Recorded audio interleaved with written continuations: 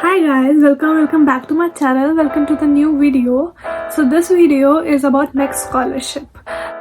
So I've made several videos about MEXT scholarship, but all of them were about embassy track because I came to Japan through MEXT scholarship by embassy track. But I've been getting a lot of requests to make video about university recommended track as well. So in this video, I'll talk about university recommended track, the application timeline of it, and what's the procedure of it. So let's get into it. Those who don't know what university recommended MEXT scholarship is, so basically MEXT scholarship has two routes.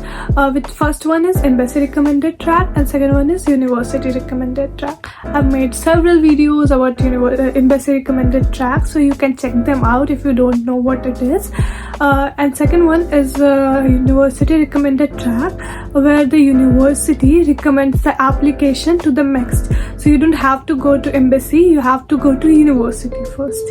So yeah, in today's video I'll talk about that. I'll talk about the application timeline and the process and how to contact the professor and universities.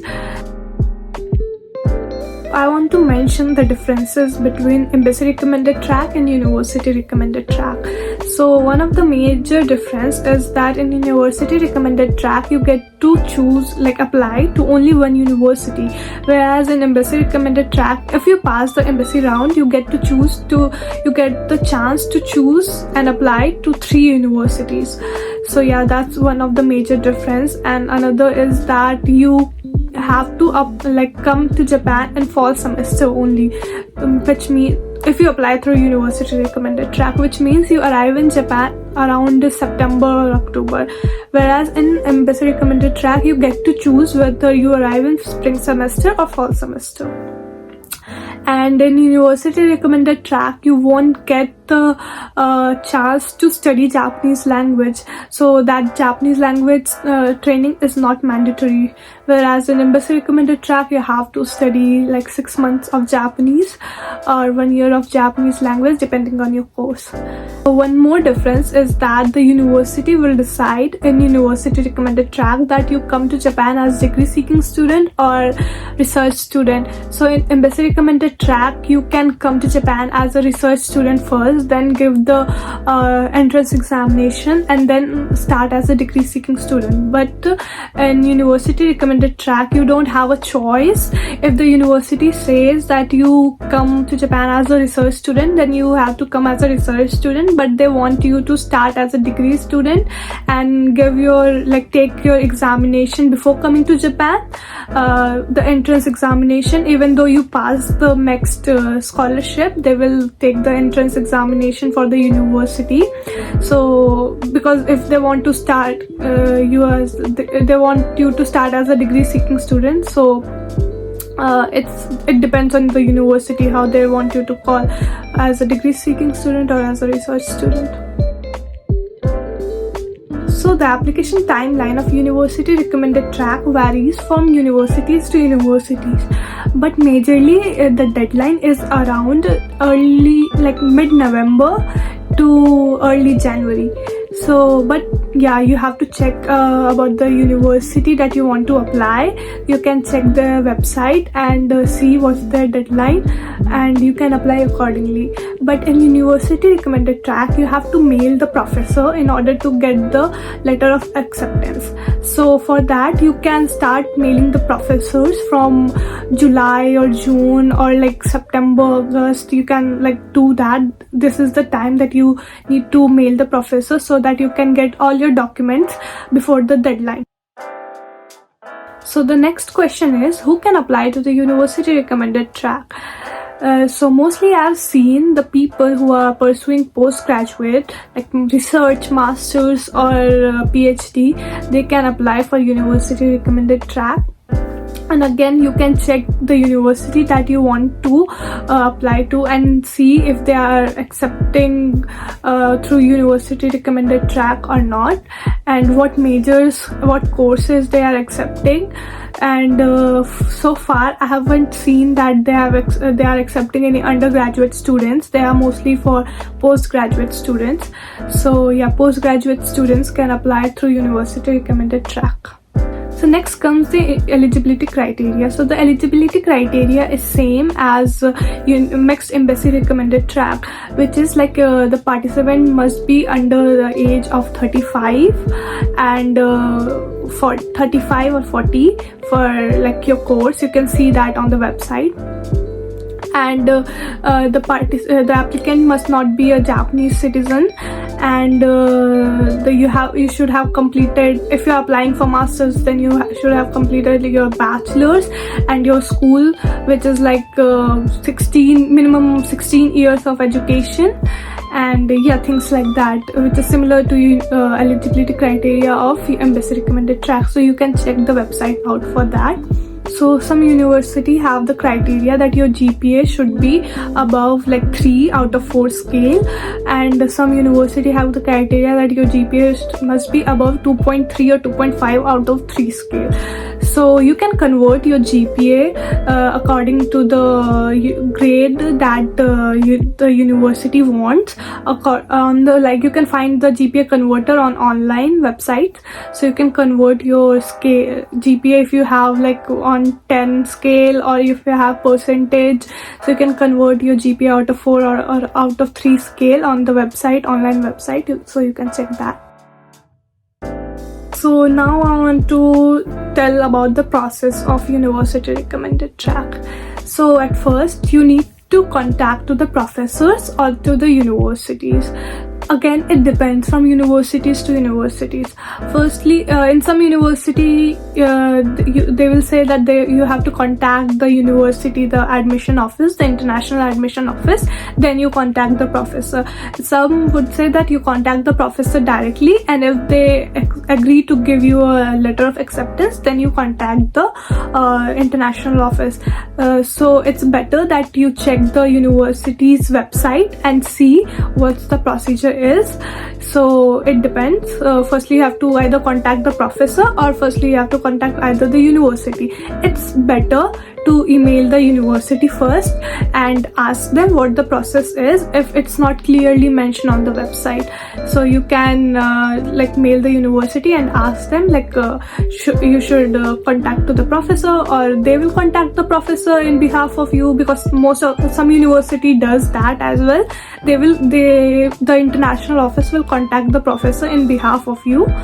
So it depends. So you can contact the university and ask the procedure.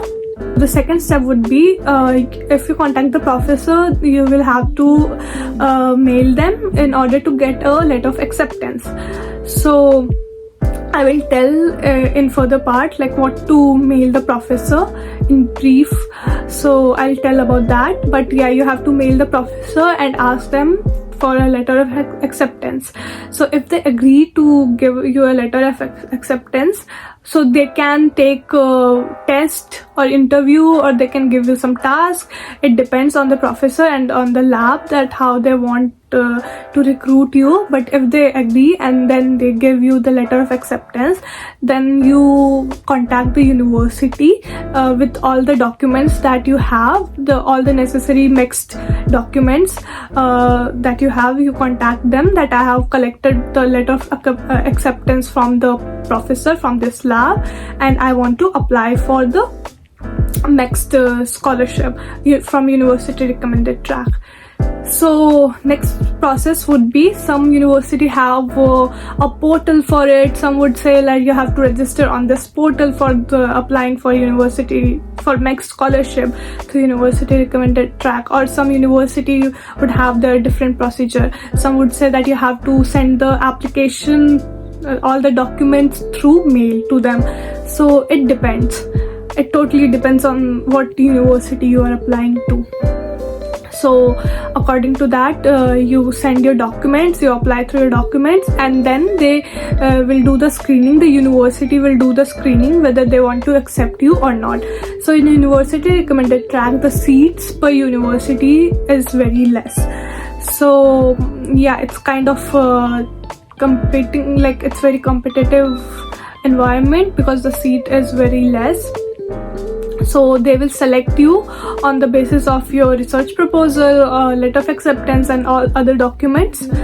So after you get accepted from university, then they will send all these documents and they will recommend you as a scholar through MEXT. This is like Japanese Ministry of Education.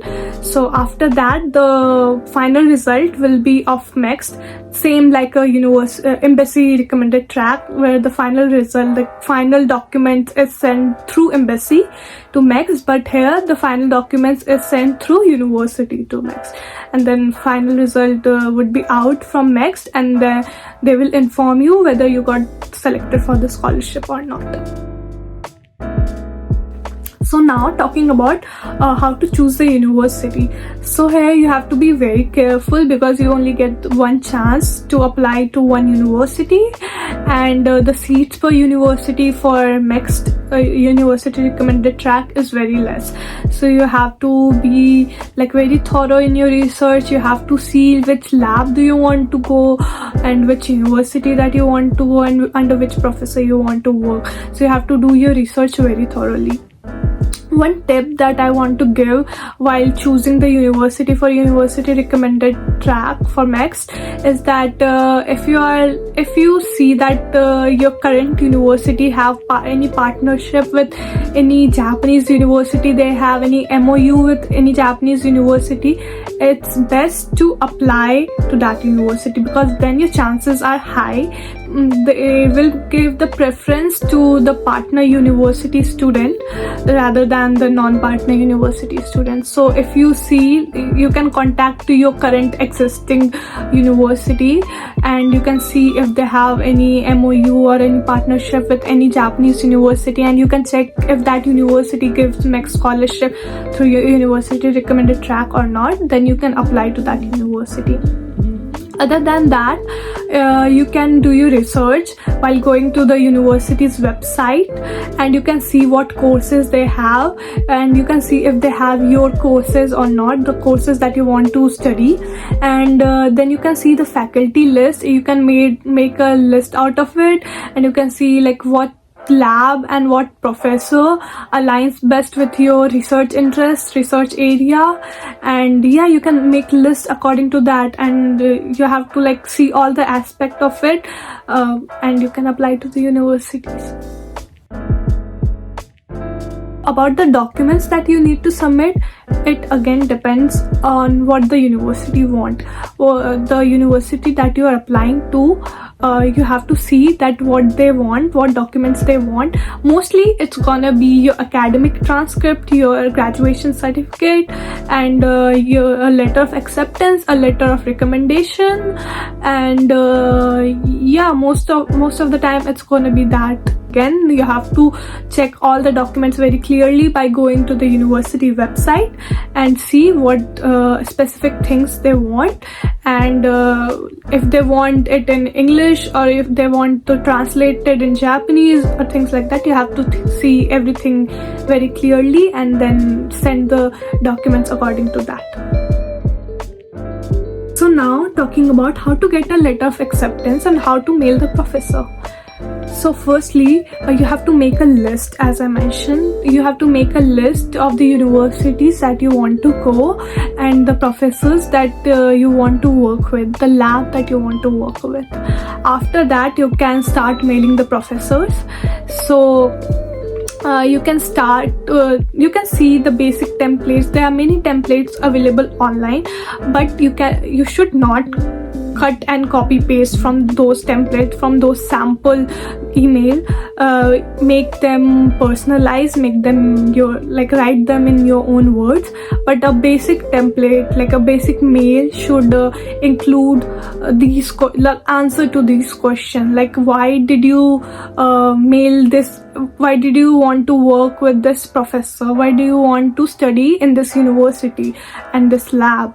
So you should answer this, and also how did you find about them, and how could you be beneficial to this lab and what can you contribute through your research area. You have to mention how your research area aligns with the professor's research area or the lab's research area, and it will be a plus point, a good point. If you can, you should definitely mention that if you found any interesting paper and you read, like interesting paper of the professor, and you read that, and what you learned from that, and how could you, like, what's your input in that paper. Or you could also suggest something like some future work on that project, the project that the lab is doing. So you can suggest things like that, you can give your input in things like that, and you can convince them that your research area, your qualification is aligned with the research interests of the lab. So you have to convince them that you are a good fit, a good candidate for the lab. So in the mail you should include this, as well as you should write your research proposal, which is like the combination of these things only, and then you could you can send your CV as well. You can attach your transcripts, your grade, and you can send them, and you can ask the professor if he needs anything more, any more documents. So you can start emailing the professors like that. One more tip that I want to give is that be careful. You should not email to all the professors in the same lab. You should only email not more than 1 or 2 professors from the same lab, so until they reply to you. So be careful for that. It can be seen as like you are spamming every professor, so don't do that. So I hope this video was helpful for you guys. These were some insight that I had on university recommended track.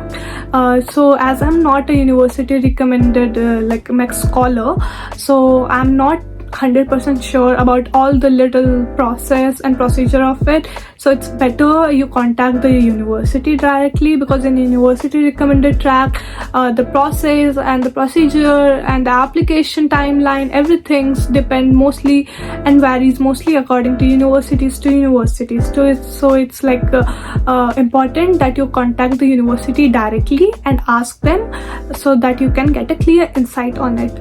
So yeah, this is it. I hope it was helpful for you guys, and see you in the next vlog. Bye bye.